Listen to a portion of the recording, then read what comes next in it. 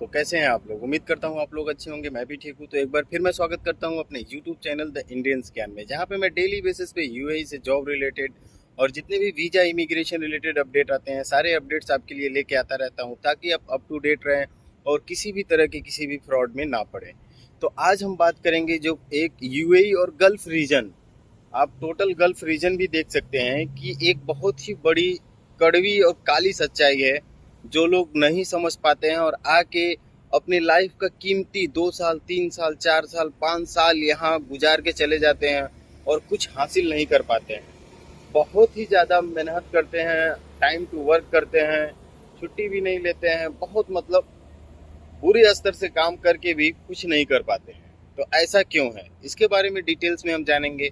और सैलरी क्या होती है यूएई में, खासकर यूएई की बात करूंगा कि यूएई में चाहे वो दुबई हो, शारजा हो, अजमान हो, अबू धाबी हो, सज्जा हो, फुजेरा हो, कहीं भी अगर आप ड्यूटी करते हैं तो आपकी मिनिमम सैलरी क्या होती है। चाहे वो आप लेबर ग्रेड में करें, चाहे आप वाइट कॉलर में करें, मतलब मिडिल ही की ही बात कर रहा हूँ कि आपकी बेसिक सैलरी क्या होती है, यहाँ सैलरी स्ट्रक्चर क्या है।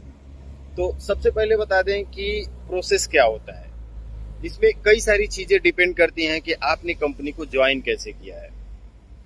देखिए, जब आप एजेंट के थ्रू अप्लाई करते हैं तो एजेंट का यहाँ पे कंपनी से कोई कांटेक्ट नहीं होता है, कोई भी कांटेक्ट नहीं होता है। एजेंट का क्या होता है, चाहे सपोज दैट आप इंडिया में हैं, आप किसी एजेंट के पास गए, आपने बताया कि इस काम में जाना चाहता हूँ, एजेंट ने आपको ऑफर किया कि ये काम की मेरे पास वैकेंसी है, आप जा सकते हैं। ठीक है, आपसे उसने पैसे ले लिए, यहाँ तक तो ठीक है। उसके बाद वो क्या करेगा, आपका डॉक्यूमेंट्स यहाँ पे जो कॉन्ट्रैक्टर होते हैं, जो मैन पावर सप्लाई कंपनियाँ होती हैं, जो लोगों को मैन पावर या लोगों को प्रोवाइड करती हैं स्पेसिफिकेशन में, रीजन में या जॉब प्रोफाइल में, तो वो आपका एजेंट आपको इनको भेज देता है और ये आपका वीज़ा प्रोसेस करते हैं और सारी चीज़ें करते हैं। उसके बाद आपको बुलाते हैं, उसके बाद वेट कराते हैं कि किस सेक्टर में उनके पास कॉन्ट्रैक्ट में वर्क है। उसके बाद क्या होता है कि जैसे यहाँ का कोई कॉन्ट्रैक्टर है, एजेंट ने आपको उसको दे दिया, तो वो यहाँ किसी भी, जैसे मैं यहाँ एक कंपनी हूँ, आप यहाँ एक दुबई के यूएई के कॉन्ट्रैक्टर हैं, तो मेरे से आप कॉन्ट्रैक्ट करेंगे और लोगों को प्रोवाइड करेंगे, तो एक कॉन्ट्रैक्ट होगा कि हाँ मेरे पास भी वीज़ा है और आप कॉन्ट्रैक्टर हैं, आपके पास भी यहाँ का रजिस्ट्रेशन है, तो आपके पास भी वीज़ा का कोटा होगा। तो कंपनी और कॉन्ट्रैक्टर के बीच में कॉन्ट्रैक्ट होता है कि इतने लोगों को वीज़ा मैं दूंगा और इतने लोगों का वीज़ा आप देंगे और इतने आदमी हमको चाहिए। तो इससे कंपनियों को भी फ़ायदा होता है कि उनको कम वीज़ा का पैसा खर्च करना पड़ता है और एक स्पेसिफिक टाइम के लिए एम्प्लॉय उनको मिल जाता है, वर्कर उनको मिल जाता है। और ये कॉन्ट्रैक्ट में तय होता है कि ये पे स्लिप है और वो हर मंथ कॉन्ट्रैक्टर के अकाउंट में कंपनी डालती है, कॉन्ट्रैक्टर आपके अकाउंट में डालता है।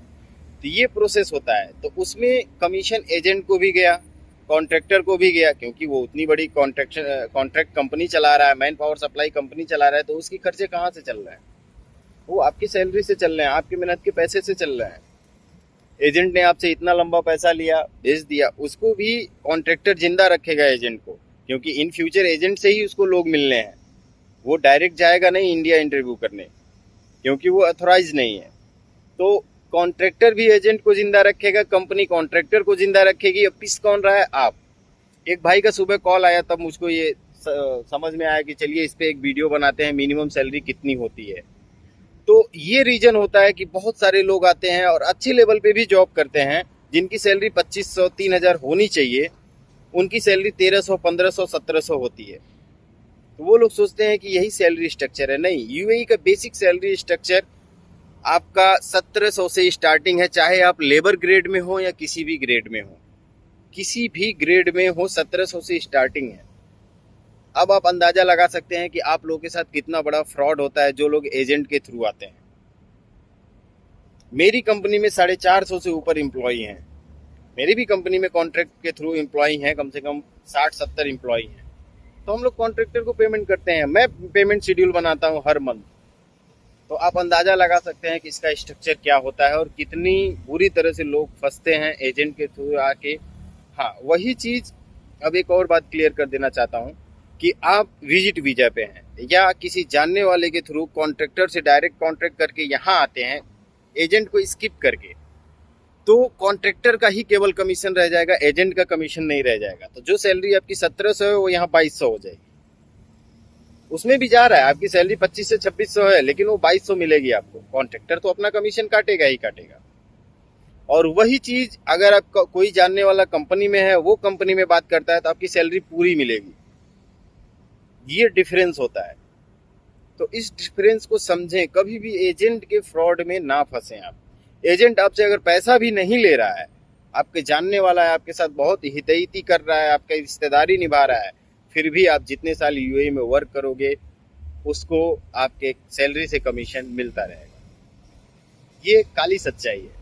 मतलब कितने लोगों को, बहुत सारे लोगों को नहीं पता था। एक लोग सुबह ही मेरे भाई साहब कह रहे थे, मतलब मेरे से कह रहे थे एक भाई साहब कि मेरे जानने वाले तो कह रहे हैं किसी की इतनी सैलरी होती ही नहीं है। तो मैं उनसे कहना चाहता हूं कि किसी की 1300 सैलरी होती ही नहीं है। यूएई का आप गूगल कर लें, UAE labour law contract, Google कर लें सिंपल सा यूएई लेबर लॉ कॉन्ट्रैक्ट या minimum salary structure, UAE salary structure, आपको पता चल जाएगा कि यूएई का जो लेबर लॉ है उसके हिसाब से कितनी सैलरी होनी चाहिए। अब एक चीज में कैसे वो लोग फंसाते हैं, आपको सैलरी 1300 देंगे, 500 एकोमोडेशन का दिखाएंगे और 500 आपके फूड का दिखाएंगे, जबकि वो फूड देते नहीं है, खाना देते नहीं है।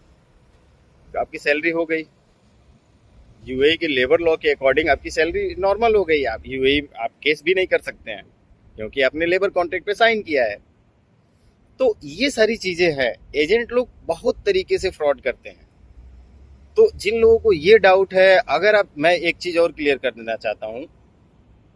एक बाइक ड्राइवर जो कमीशन पे काम नहीं करता है, डायरेक्ट कंपनियों में काम करता है, और जबकि उसकी इंग्लिश भी नहीं आती है, उसकी भी सैलरी 3000 है। अक्टूबर से उसकी सैलरी 33 हो जाएगी, 3300 हो जाएगी, 3300 हो जाएगी, क्योंकि यूएई गवर्नमेंट ने अनाउंस किया है सबकी सैलरी 5 से 7% तक इंक्रीज करने के लिए, महंगाई को देखते हुए।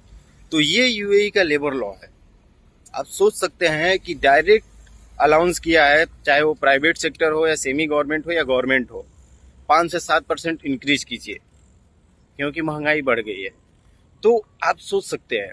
और मैं उन दोस्तों को बताना चाहता हूं कि जो थोड़ा कम पढ़े लिखे हैं, हाई स्कूल भी नहीं किए हैं, जो लोग पेट्रोल पंप में जाते हैं या और लेबर ग्रेड में जाते हैं, जब तक आपकी सैलरी यूएई के हिसाब से सारा कुछ काट के 30 से 35,000 40,000 ना बचा पाए आप, यूएई अपना देश छोड़ के ना आए। यहाँ इतना आसान नहीं है वर्क करना।